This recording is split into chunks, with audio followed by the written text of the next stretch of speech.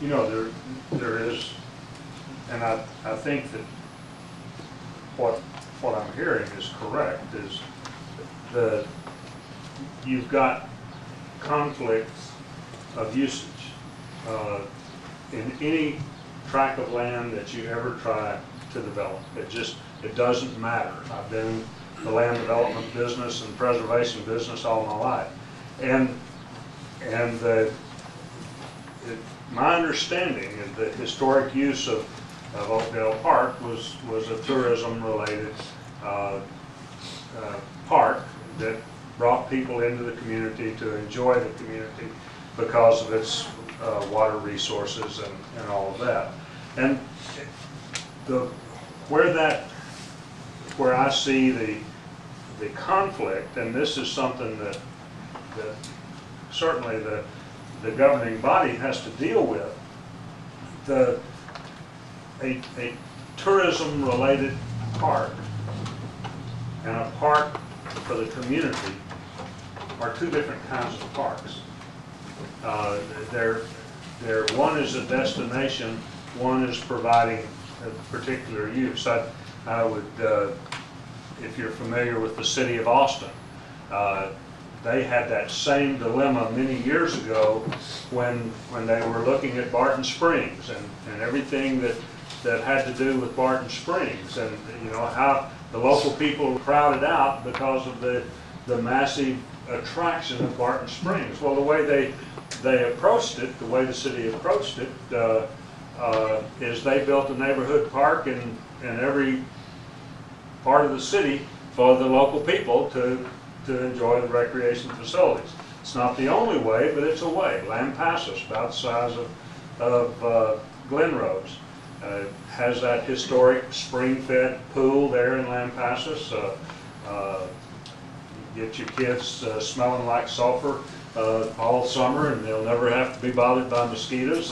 But the city ultimately came in and built a nice Olympic-sized swimming pool in a non-tourism part of the community for the community people to enjoy. It's just the uses of a community recreation facility and a tourism facility are traditionally not compatible. It doesn't mean it can't work. I just, as you go through that thought process though, and my thought process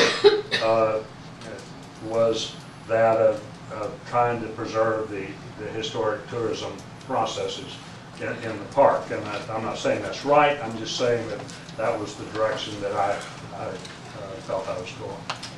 So, but anyway, if there's any other questions? Do you have any ideas of what you can do to kind of tie in some of those things to this current plan? You know, I'd be more than happy to work with you as I would need to. I got 30 or 40 years worth of ideas that I could kick around with you, but you know, this was a particular direction, and if we needed to change the direction somewhat, I'd be more than happy to. Because I do see two RV sites here, you know, one in the bottom, one in the top. What if the top one we made it a little bit more historical, kind of like how Karen's talking about? You know, we're still keeping those sites up there for making it a little bit more historical. Well, in the old part of the park, I think, you know, that's doable and possible. And I've looked at the website of the park that she's talking about, and what they've done is they've put in some old retro RVs that you can go and you can rent and you can stay and that sort of thing. So I mean, that is something that's possible in the park. But if you don't want to keep it, you can't keep it too historic, because the people that are driving those $300,000 and $400,000 RVs aren't looking for.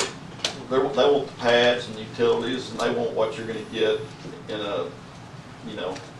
Yeah, that's why I was thinking that, you know, this 3621 and A, well, I don't know what that comes out to, but keeping that the way it is, right. You have it designed, but the 19 pads up on the top here, the old part of the park, I think, you know, doing what Karen's talking about, I mean, I think that's a great idea. Well, and our intent was going to be to push most of your RV traffic to the newer part and keep the older part, because that's going to be something to be developed further, you know, down the road as we move that way. But to preserve that for like the tent camping and some of that stuff, so I mean that'd be very doable to stick some of those retro RVs in there, try, you know, Airstream trailers or whatever. Okay.